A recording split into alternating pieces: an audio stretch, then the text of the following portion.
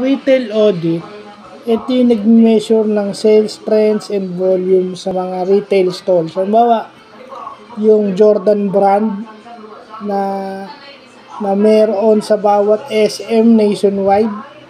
So, para ma-check yung sales volume at sales trends doon, gumagamit sila ng process ng tawag retail audit. Pero itong retail audit is ginagamitan ng technology.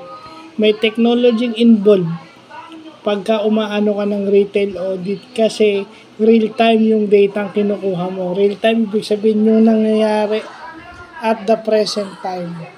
At that certain point in time, ito yung sales trends niya, ito yung sales volume niya. So, yung ino-audit yun, sine-check na yun. So, pag sinabi mong retail audit, audit ng mga retail stores.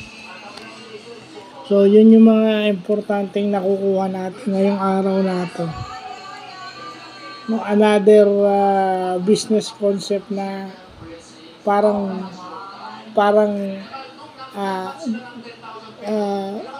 business concept siya pero ginagamitan siya ng technology. Gumagamit siya ng ICT, Information and Communications Technology. So, yun lang po.